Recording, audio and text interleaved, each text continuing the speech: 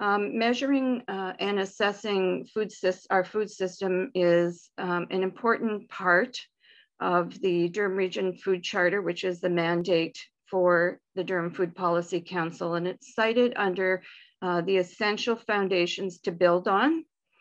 It's the first pillar in the report card. So this charter was developed very much through extensive community consultation, and it represents the community's vision for a food secure Durham. It was following that in 2009, it was endorsed by the region of Durham. So it's really important. I want to emphasize to you how important it is to DFPC that we bring community together back to the table again today to get your input on developing these factors, these indicators for a food system report card for Durham Region. So I want to introduce to you, first of all, now, Phil Mount. Born and raised on a dairy farm in Ottawa, Phil pursued doctoral studies, which focused on the challenges involved with the transition to sustainable regional food systems. Phil is the board chair of the Sustain Ontario and is an associate farmer to his wife, Denise, planting, raising, and building agroecologically on flat earth farms. His academic research includes a decade of food system studies across the province with the Center for Sustainable Food Systems, preparing Phil for his role as Associate Director of Just Food. His latest work investigates and questions how we measure and think about and talk about and encourage what is sustainable across a food chain, from ecological goods and services, programs to regenerative agriculture, from property to reconciliation, from efficiency to resilience. So I love sharing this image. We don't have enough art in our lives. And to have a piece of art like this that expresses some of the way I feel when I think about the food system, the chaos, the complexity, the layers, the interactions and nested systems and that the food system relies upon and influences. This is called Food Sovereignty, and it was made for the Milan Urban Food Policy Pact meeting several years ago. And every time I look at it, I see something different. There's even a soldier from the cartoon version of the Nutcracker. I have no idea why he's in there. But I'm sure if you look closely, you'll see things that I haven't seen. And that's also kind of a good metaphor for the food system, which we all look at with different eyes from different perspectives, focusing on different elements, with different ways of interpreting what we see because we're looking at it with different priorities and different goals. Which leads me to raise 3 challenges to measuring food systems right off the start: scale, complexity, and shared goals. So this ambitious framework that you're looking at here, from a large interdisciplinary team, including nutritionists, agronomists, economists, specialists in public health, food systems, social dynamics, and policy, they used a complex adaptive systems framework to develop an approach that would take into account not only an exhaustive list of factors, but also their interactions and any unanticipated consequences that resulted. I raise this example to highlight the scale of the challenge involved in capturing all of the factors required for a thorough understanding of food systems. I'll come back later to some of the specific challenges, but you can see that given a chance, complexity can bring your process to a standstill. What you need in order to appropriately measure a food system in a way that can be done at a regional scale with regional resources is a way of tightening focus and a way of drawing out the pieces of the food system that are most relevant to your discussion, whether that is issues that are barriers within your particular food system, or issues that you want to see improve dramatically. That's typically the two reasons we measure food systems. And there's no shortage of examples from around the world of frameworks and approaches for attempting to measure and analyze and make sense of food systems. Other frameworks targeting social justice, like sustainable livelihoods, the right to food, food sovereignty. These have all been used as frameworks as a basis for assessing how food systems operate from global to national to local scales. And while the objectives overlap, they lead to different approaches and different choices of what to measure and why. Which is why defining the vision of your measurement project is the first step in so many of these frameworks, including the City Region Food Systems Toolkit that you're looking at here, developed by the UN Food and Agriculture Organization, RUAF, and the Center for Sustainable Food Systems at Wilfrid Laurier University. After much consultation, they advise that a high-level project vision that could be refined as the project moves along and consensus builds. So they had a very tight, very high-level vision for their goal, and that is to build a more sustainable and resilient city region food system. They go on to spell that out, to give some boundaries of what they were looking to measure. They say sustainable and resilient food systems are envisioned to make affordable, nutritious, and fairly traded foods from local and regional producers, more easily available to all consumers in the city region, from rich to poor, rural to urban. Now, this is a specific framework designed for a specific context, in this case, city region food systems, where they were looking typically at large city regions around the world. But certainly you can see, even with this explanation, where the goals are broad enough that identifying specific measures might be difficult. In fact, this is one of the common challenges in measuring food systems performance. Why are we measuring what we're measuring, and how do we know that it's moving us toward our goals?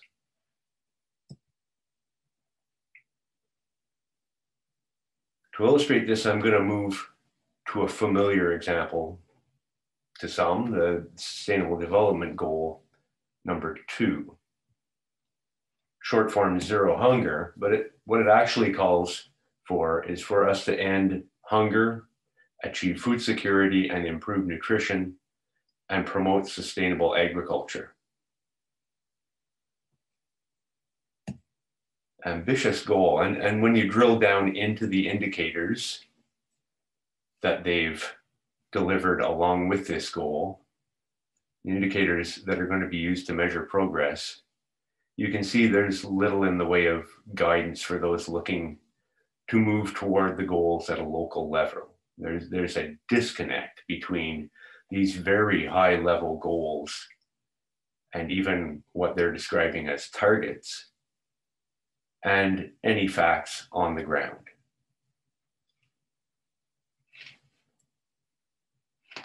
But when you add a framework to those goals, what you're adding is a way to interpret the goals in a way that makes sense and makes those linkages across scale. So in the case of the Sustainable Development Goal 2,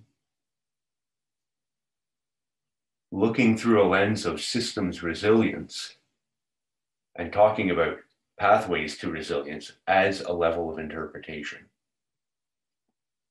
So in the face of COVID-19, it's easy to see why resilience is a word on everyone's lips. We've seldom seen such a sustained set of challenges to an industrial food system that's matured over the last 70 years really never faced a situation where the ability to flex and adapt and alter the way that participants operate within the food system, that ability to flex and adapt has never been as relevant as, of course, during COVID. And I mean, we can certainly see where ongoing challenges, whether that's pandemic response or changing conditions due to climate or weather, create a need to build resilience, to build in options and redundancies, to foster new ways of conducting our food systems and the systems in which they're embedded that address the basic needs of all, so that disruptions are less about wholesale emergency response and more about subtle adaptations from systems that are nimble and diverse enough to respond.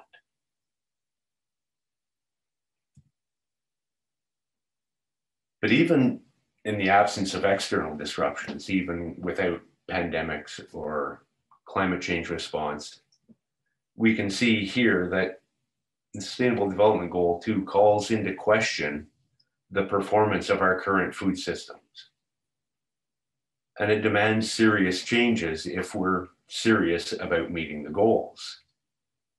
Because in our existing food systems, all of the structures that are in place favor fewer options, favor consolidation and specialization and increased scale within the confines of an increasingly industrialized form of commodity agriculture that favors sustained growth in profits above all other considerations.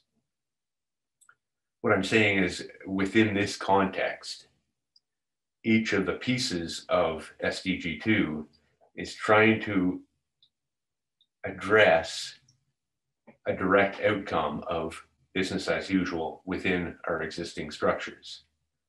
The peculiar forms of market capitalism, the governance and regulatory structures and absences, the circus that is the international trade arena, the philanthro-capitalist model of social assistance, and the open and hidden government subsidies that stabilize all of the above.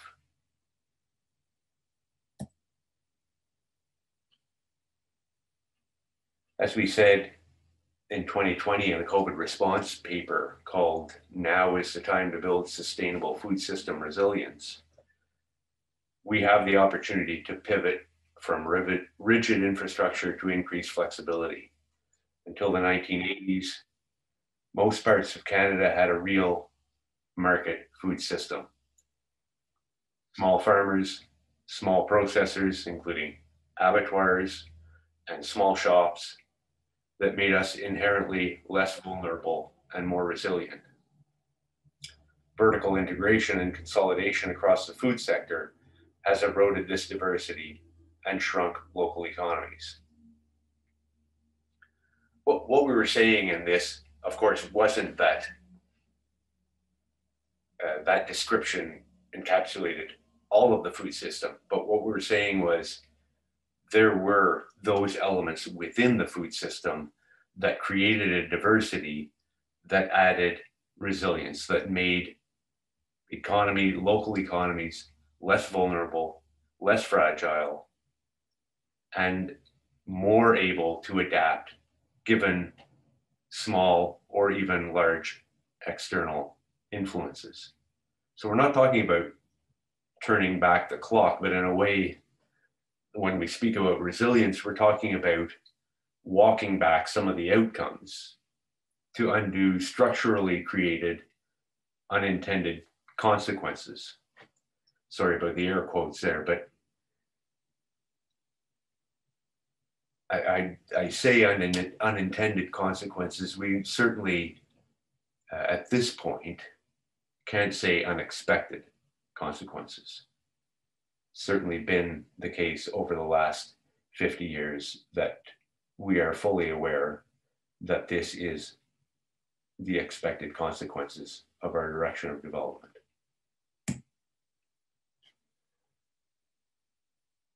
So in fact, when you dig into most of the changes promoted by SDG 2, these changes demand an approach that encourages and fosters systems resilience. That's why we call this pathways to resilience. From greater biodiversity, stable livelihoods for small-scale producers using sustainable practices, to more and more available options to access healthy, nutritious food. I'm not showing you these specific examples because I believe that this is an exhaustive list of categories. That's not the case, but rather I'm showing you this to show how this pathways model might be put into operation.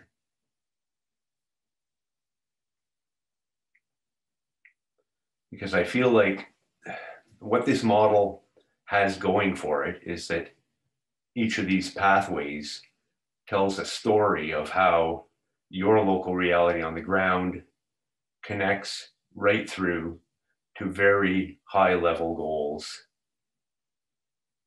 that are intelligible, are able to be communicated at an international level, also with, for example, federal politicians, but then right through on the ground to folks that you're talking to at a Food Policy Council meeting.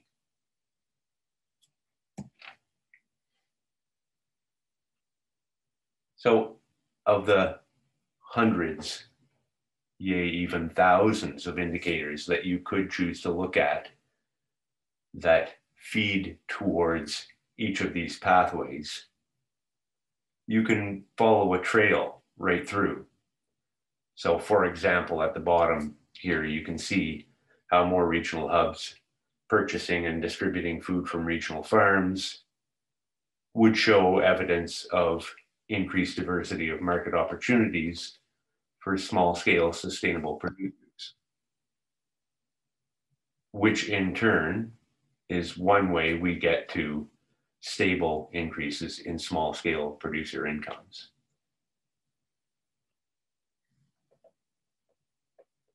I mean, so with some factors, it may not be as necessary to drive these connections clearly right through. It's fairly widely demonstrated within the research and reported in the media that basic income levels and housing security, for example, are two of the most important indicators of food security. As a result, the rates of social assistance, minimum wage, social housing, all these play a large role in influencing food security, to the extent that perhaps you don't need to explain why you're collecting that kind of information to feed through to the model that you've established. But you always have to keep an eye on communication, because it's one thing to measure, but if these links aren't intuitive, then your measurement loses its intended audience and loses its impact.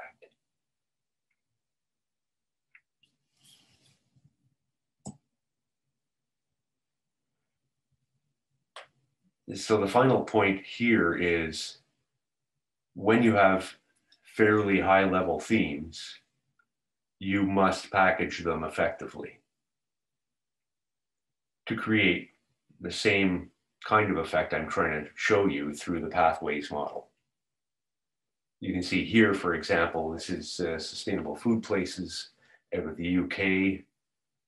It's a joint project of the Soil Association, Food Matters, and Sustain UK. And you can see they use 6 categories.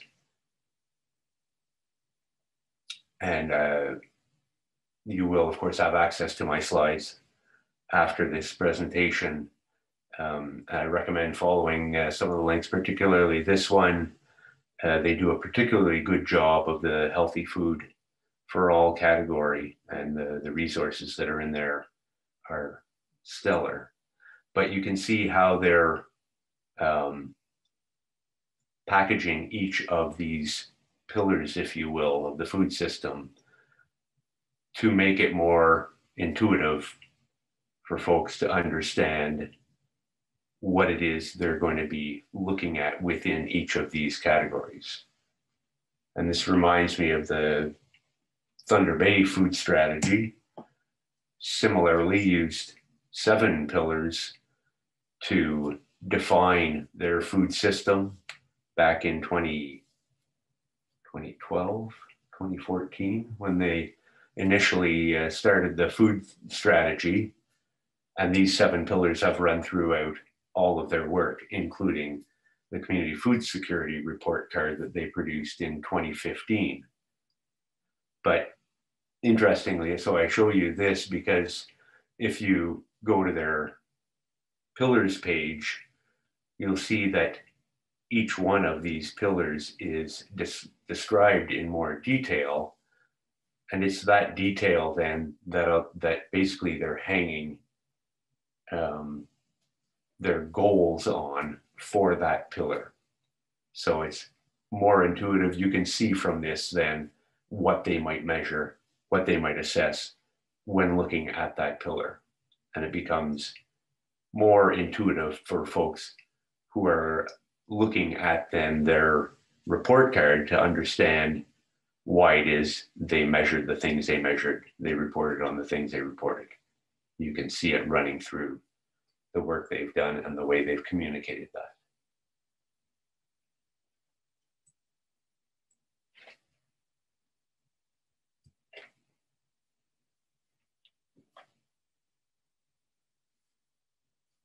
I think I'm going to shift a bit to focus a little more attention to the report card approach.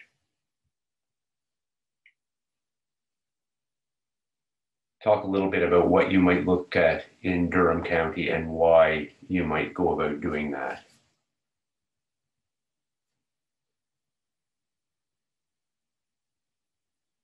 You're trying to measure the impacts or the needs of a regional food system. While it may seem to you that because you're looking at a smaller, more focused area, you'll have a simpler job of it. That's typically not the case. All of the elements that run through most food systems save some of the complexities in deep urban areas are going to be present within any regional food system.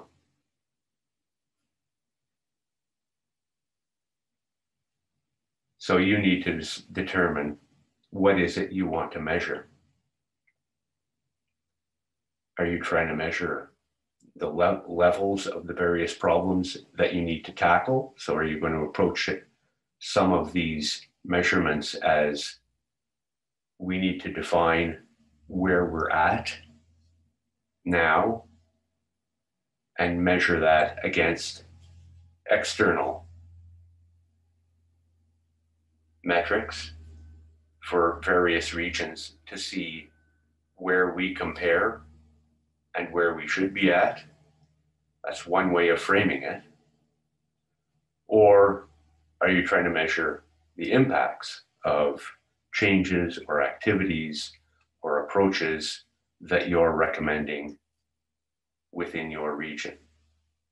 In which case you're measuring, again, a baseline, but in this case, you're using that longitudinally over time to show how things have changed, and at least theoretically, how they are in part due to some of the changes in policy that have been made within your region.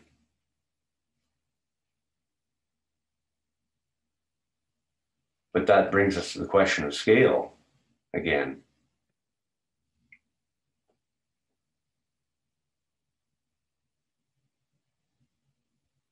Difficulties of measurement within food systems. One of the difficulties is certainly attribution of causality. Of course, you can't stop folks from wanting to say that the changes that we've made, the policies that we put in place, have resulted in these changes. But because of the complexities of food systems, it's rarely the case that you can say A led to B, this policy produced that impact. But what you can show is that changes that have been put in place, have created the conditions for various pathways. That's why I like the pathways model. It shows that what you're measuring is new conditions that have opened up for people. Not necessarily that the changes that we see come directly from the changes that we've implemented and that we're measuring, but that the changes have become part of the conditions that allow for change. But scale is a complex thing, right? Because we also need to take into account, for example, are those changes that we would like to see controlled within the municipal scale, or the provincial scale, or the federal scale? Or in fact, are we interested in understanding the impacts at an individual level, or at a household level, or at a neighborhood or community level? All of these change the way we're going to approach measurement.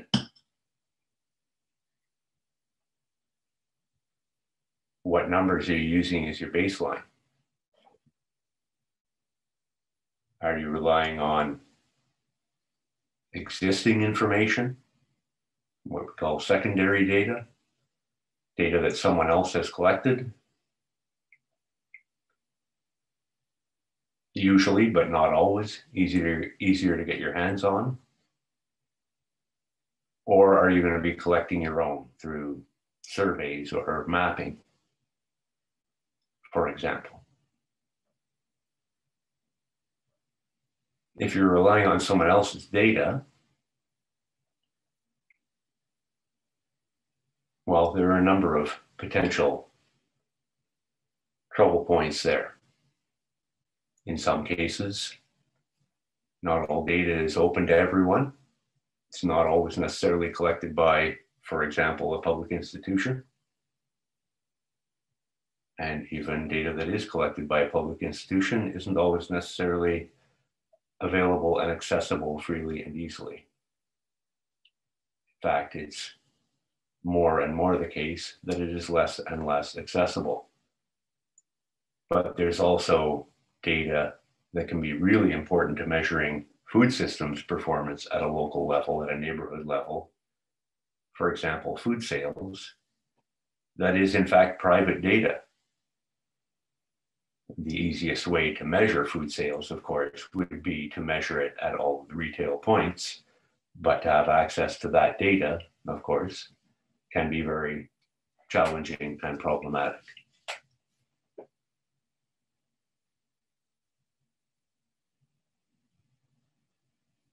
And among the biggest barriers noted by most of these food systems analyses that I've mentioned is the challenge of finding data that's appropriate to your context. So often the data that you might have access to is at a different scale, or it's not being collected within your jurisdiction, or the agency that is doing the collecting maintains different jurisdictions that don't perfectly overlap with your jurisdiction. So you come up with data that captures more than your target audience or a piece of your target audience, and another jurisdiction has the other piece of your target audience.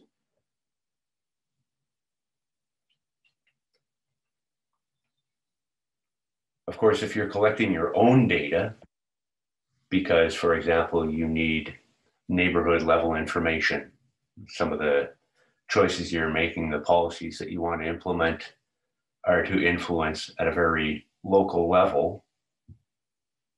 Well, there are issues with that as well. You'll have a snapshot in time when you collect this data once. How are you going to consistently replicate data collection for future measures? This is why community food assessments are a great starter spot to get to know where your region or neighborhood is at, but they're not an appropriate tool for ongoing assessment.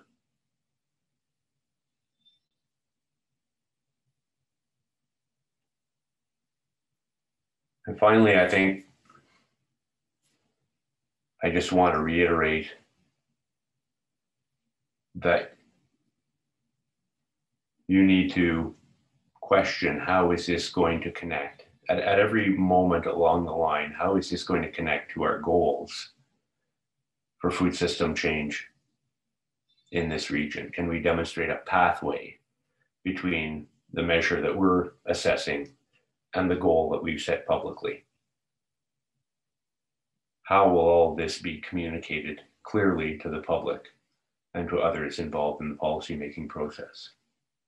I just want to finish here just with a quick snippet that, of course, if you're interested in measuring, for example, the impact on livelihoods of small mixed farmers employing sustainable agricultural practices, you would be hard pressed to find at Statistics Canada or at OMAFRA, who relies also on Statistics Canada as well. But anyway, any farm level data on mixed farms, because of course, everything that is collected is on a commodity basis. So that's what the reporting is on as well.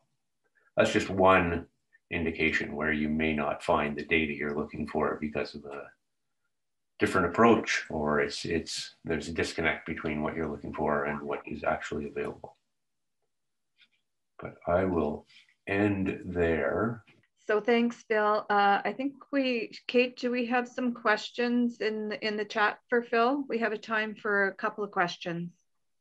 We do, Mary. There is one that says, this is so helpful, Phil. Could you please share an example or two of steps that certain communities have taken to go through this process? I think the example that shows it best is perhaps this one of the city region food system. So they run through with their toolkit a typical example of what regions do, and that includes, well, there's some very critical steps that they found in the process. The first is, of course, bringing together the people that needed to be involved in order to make these kinds of discussions and assessments and setting in place the appropriate process possible, right? So depending on the complexity of your food systems, this can be a very large group of people. But of course, you know, at a food policy council, for example, you're already used to, you know, attempting to encourage participation from a diverse group of sectors involved in food policy in your region.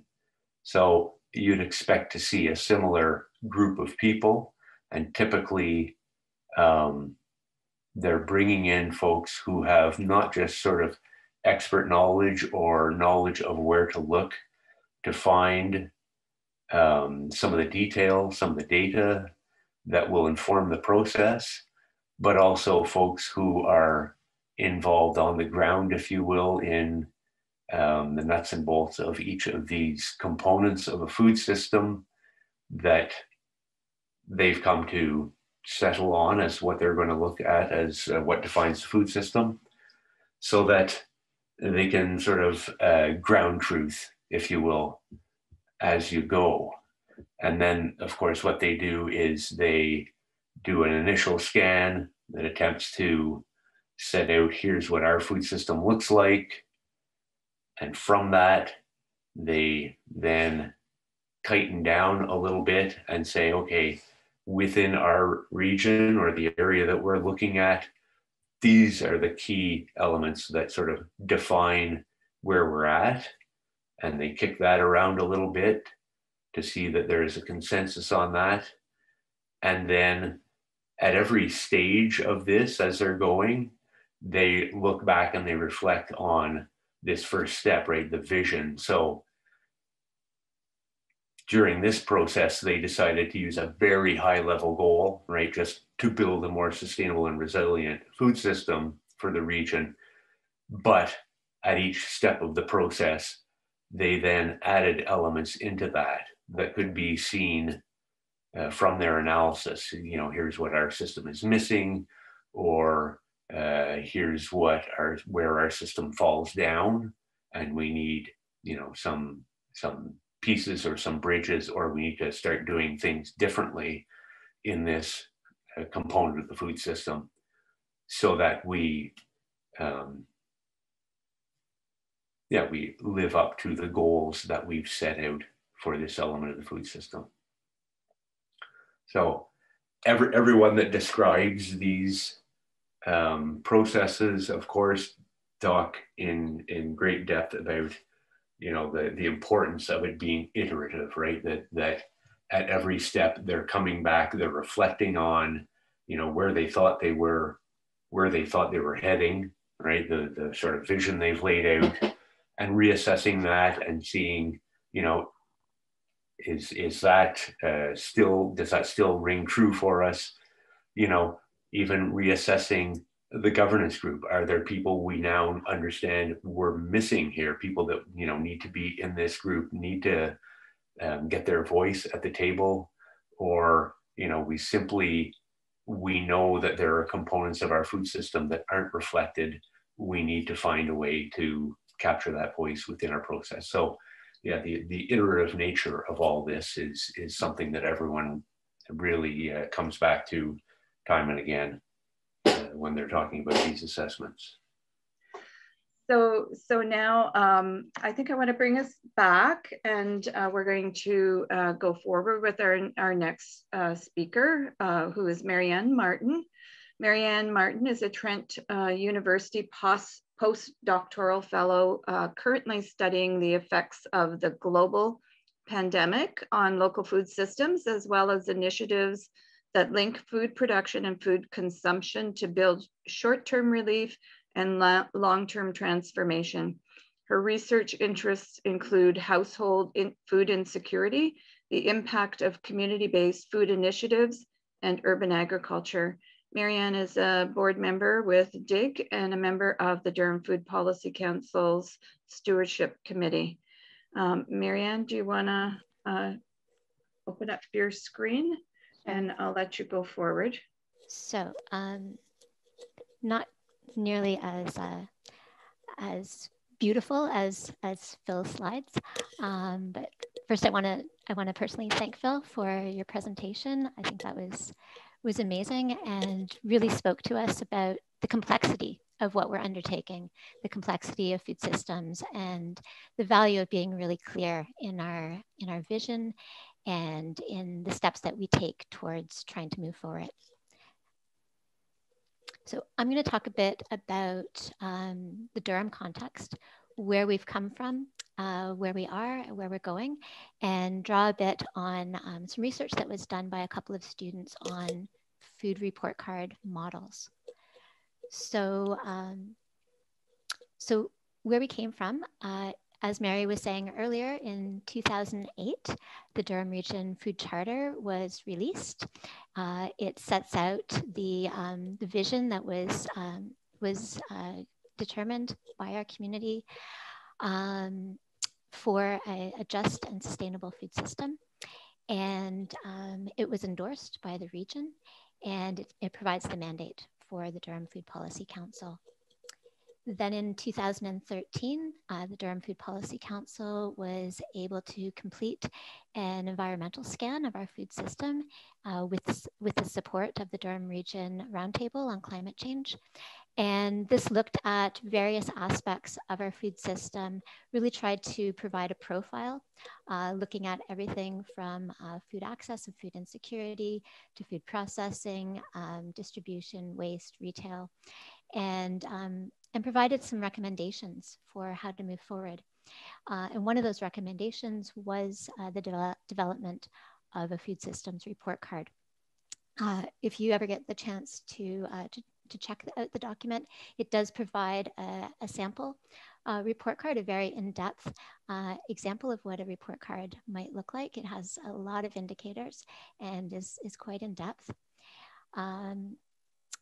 And then in 2016, DFPC was able to collaborate with DIG, Durham Integrated Growers for a Sustainable Community, to zone in on one aspect of our food system, which is urban agriculture. And we were able to complete an urban agriculture policy scan and look at what sort of policies were promoting and supporting or possibly inhibiting the advancement of urban agriculture in our region. And then finally, in 2019, we were lucky enough to have two students, Sarah O'Toole and Emmanuel Gassor from Trent University, who took on a project to look more deeply into food system report cards. And I'm going to talk a bit more about their work in a few minutes.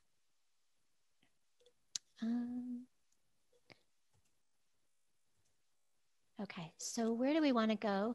If we look really high level, the DFPC is working towards a just and sustainable food system in Durham.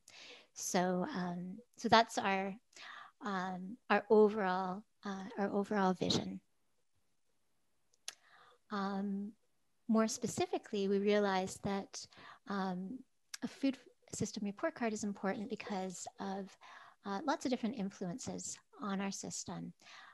Because of climate change, food security, which is going up across Canada, the security of farmers and farmland, the precariousness of food workers right across the food system, on farms, in retail, in food service, as we know, as well as the implications of food waste. And all of this has been illuminated and exacerbated through the global pandemic. And we can only imagine that if we are ever unfortunate enough to have another pandemic, that hopefully we're in a more resilient position around all of these. So the purpose that we see for having a report card is to raise awareness about the workings of and the state of various facets of the local food system. So, so to be able to bring awareness to people across the region, to open up conversation between the Food Policy Council, municipalities, the public, anybody living in or working in or interested in our local food system. We want it to be a living document. We want this report card to show where we've come from and where we're going, and to be able to show progress over time. So to be able to come back to it year after year or every few years and sort of see the progress that we're making. We want it to be usable by agencies, by educators, by policymakers, by anybody in the community who is interested and active in the food system. And we wanted to note the changes that are occurring in our food system, positive changes, and celebrate those and be able to build on those to plan for the future. The approach that we want to take to this work is collaborative. We want to bring together stakeholders and members of the public, people who are interested and active in the food system. We want it to be inclusive, and that's going to be an ongoing process of bringing on board communities who have historically not been as had not had as much of a voice at the food policy or the food systems table. We want this to be asset-based. We want to be able to focus in on our wins, on our progress, on the value of what we're doing here in Durham. Again, we want it to be citizen-driven. We really want the citizens of Durham Region to help to drive this process. And we're coming at it too with an understanding that food systems are borderless, that they're influenced and that they do influence places outside of our region. So although we've got a political boundary around our region, things like climate change, things like the national and international economies, political changes, socio and cultural influences, are all important to bear in mind, that we're not isolated or insulated from broader systems. So if we look specifically at Durham Region, there are a few things that we need to take into consideration very specifically. One, the fact that we've got a two-tiered local government with 8 lower tier municipalities. So we've got a complex system here. They all have their own departments, their own policies, ways of collecting data. And you know, this will make for a rich but complex and perhaps challenging undertaking.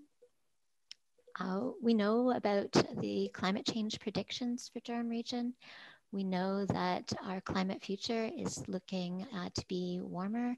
It's looking to be wetter with more precipitation, and it's looking to be wilder with more storms and more severe storms. As a neighbor to Toronto, we can't completely discount the influence that Toronto has on us and that we have on Toronto in terms of our food system.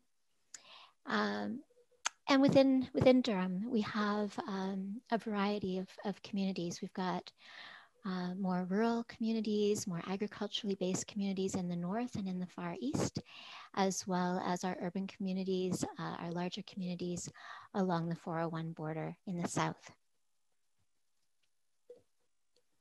If we look at the work that was done by these 2 students at Trent, they were working through the Center for Community-Based Research, and they were able to conduct a literature scan, an analysis of several different report card models, and to interview people who had been involved in the development of food system report cards.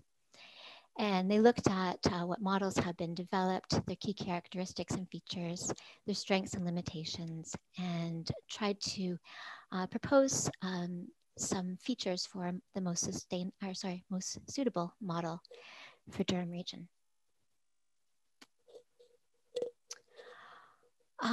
So in terms of data collection, it's really important that it's consistent, and Phil spoke to the challenge that this can have in terms of having consistent data. We've got the challenge of trying to keep it consistent across municipalities as well as over time.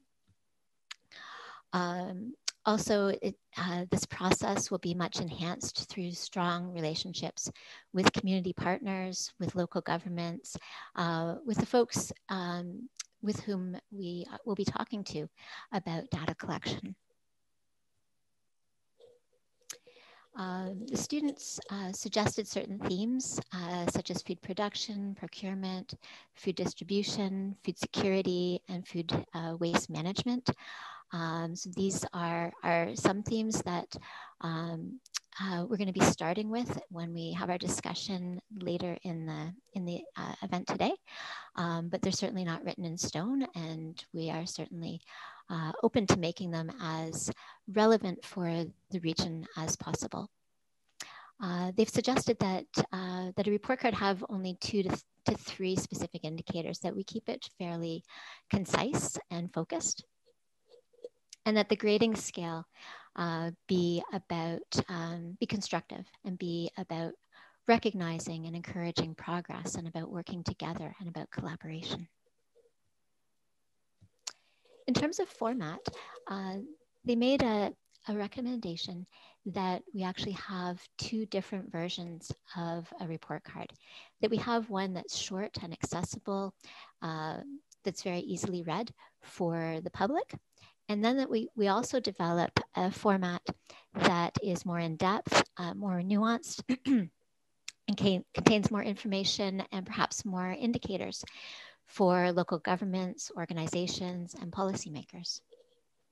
And perhaps knowing the limits of some of our technical knowledge, they suggested that we enlist the assistance of a graphic designer to make the report card visually appealing. When it comes to dissemination, we would be looking at having a launch event to actually let people know, and to really promote the report card, to post it to post that information on various forms of social media, and to have it available in an online version. And then finally, we think it would be important to have an action plan to accompany a food report card. So not just looking at where we stand, but looking at where do we want to go, and how might that happen? What are some practical steps that could be implemented at the municipal or the regional level in terms of policy or programs that bring us closer to our goal of a food secure and a food sovereign Durham region. So if we look at what happens next, in a few minutes, you're going to have a break and then come back into groups, and people will be able to provide some input on what you think is important in our food system, what you think is important that we be looking at and measuring. We've been lucky enough to bring together a team to look on steps past that, and if we're fortunate, we'll have a grant with the MyTax group, in order to have a student who is a grad student bring her skills and her expertise to this project, and do a literature review and analysis of the kinds of research that are already been done in the region. And I should say that this is a collaboration between the Durham Food Policy Council, the Nourish and Develop Foundation, and the Region of Durham. So after doing a literature review and analysis, she would develop a template for a report card, and then try and gather some feedback through a roundtable approach with key stakeholders. And then, if we progressed very, very quickly, we would be looking at having the report card data collection over the fall, and the release of Durham's first food system report card in the spring. But as we've heard, a process like this can be much more complicated, and it could take a bit more time than that. Thank you, Marianne. If there's any, Kate, do you have any questions for Marianne in the chat? So one of the questions is, who can use the report card? Food policy groups or other food focus groups? Okay, so the report card will be meant for anybody who's interested in the region. Again, we would hope to have a simpler one just for the general public and a more involved one for people working in the field and policymakers. So that would be available too to anybody, anybody who wanted it. Great, thanks, Marianne. And the second question is for Marianne or anyone who can speak to the Durham Food Charter and the strategies that followed. There's a lot of language about justice. Any tangible steps to address ongoing injustices such as the exploitation of migrant laborers? Yeah, at this point, I wouldn't say that we have tangible steps in any particular area. We have our food charter, and the food charter looks at health and essential foundations, policy, and a strong agriculture and community partnerships. But we haven't zoned in specifically on migrant laborers. But that is something that we need to hear, that's a priority, and that's something that we definitely should be looking at. I also think that some of those things are things that will eventually come, will be more enabled to do with the report card and with an action plan afterwards. And I think we all know that policy needs to be in place. And it's not on that particular count, it's not only regional within Durham, that's a broader conversation. So yes, definitely it has been raised, and it's something on a horizon.